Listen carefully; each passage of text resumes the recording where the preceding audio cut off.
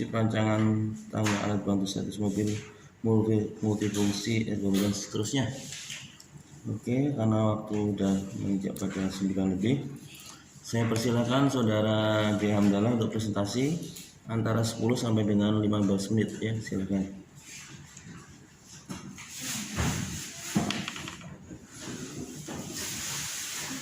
Assalamualaikum warahmatullahi wabarakatuh. Assalamualaikum. Nama saya J. Hamdalah dari jurusan Teknologi Industri, dan terhormat dosen pembimbingnya Pak Suci Suyanto, dan terhormat Bapak Irawan sebagai dosen penguji, dan terhormat Bapak Rudi sebagai dosen penguji, dan terhormat Bapak Kadri Bowo sebagai dosen penguji. Di sini saya ingin mempresentasikan judul saya dengan judul rancangan tangga alat bantu servis mobil multifungsi yang ergonomis dengan pendekatan riba.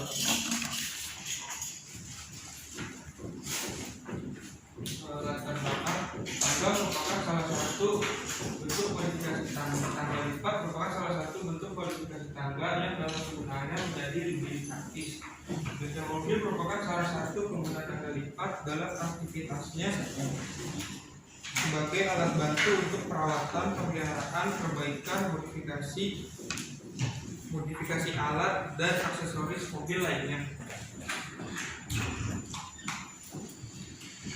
Selanjutnya ada urusan masalah. Yang pertama, bagaimana mengidentifikasi postur tubuh tidak nyaman pada wanita saat melakukan servis mobil berdasarkan reba.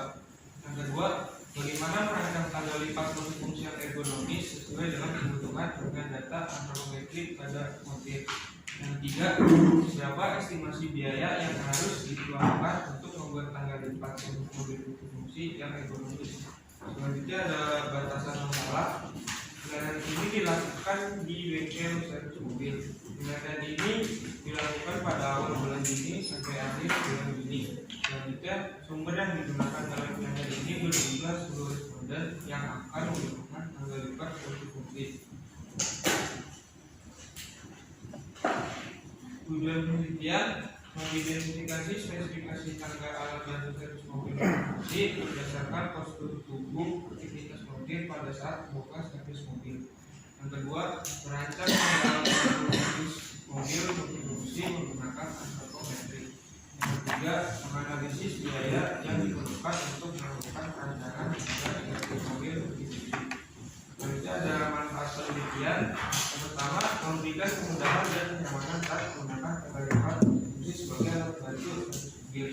Yang kedua, meningkatkan produktivitas dengan adanya pengembangan desain dan inovasi yang diberikan. Yang keempat, mengimplementasikan berbagai dapat dalam bidang perancangan produk yang ergonomis.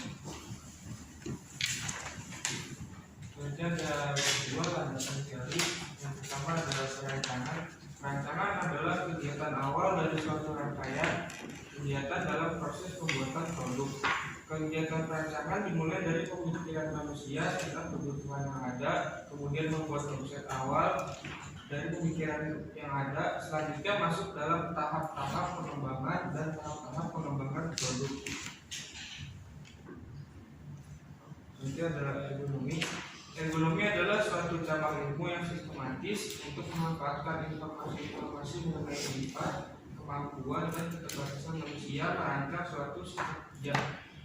Fokus dari ergonomi tersebut adalah manusia dan interaksinya dalam produk, peralatan, fasilitas, prosedur, dan lingkungan pekerjaan serta kehidupan sehari-hari, di mana penekanannya adalah pada faktor tubuh manusia. Itu adalah antropometri. Antropometri merupakan bidang ilmu yang berhubungan dengan dimensi tubuh manusia guna merumuskan perbedaan-perbedaan ukuran pada tiap individu ataupun kelompok. Itu ada metode REBA atau Rapid Entire Body Assessment, adalah sebuah metode yang dikembangkan dalam bidang ergonomi dan dapat digunakan secara cepat untuk menilai posisi kerja atau postur leher, punggung, lengan, pergelangan tangan, dan kaki seorang operator. Itu adalah metodologi penelitian. Metode penelitian ini merupakan gambaran dari suatu tahapan yang dilalui dalam menyelesaikan suatu masalah yang ditemui adalah sebuah penelitian, di mana dibuat berdasarkan latar belakang dan tujuan yang hendak dicapai dengan menggunakan teori-teori yang mendukung dalam memecahkan permasalahan yang diteliti. Selanjutnya ada diagram kaki rangkaian tanggal bantu servis mobil. Dimulai dari studi pendahuluan, yang dilanjut studi pendahuluan. Studi pendahuluan terdiri dari studi lapangan dan studi pustaka. Kemudian lanjut kepada proses identifikasi masalah, lanjut ke landasan teori, lanjut ke pengumpulan data. Ini sudah tahap proses terus pengumpulan data. Pengumpulan data itu dibagi menjadi dua, yaitu data primer dan data sekunder. Kemudian lanjut ke tahap keputusan perhitungan dari data primer. Pertama ada uji normalitas data, uji keseragaman data, dan uji kecukupan data. Berarti ada pengolahan data. Yang pertama itu perhitungan menggunakan data metode REBA, yang kedua itu perhitungan menggunakan data antropometrik. Berarti ada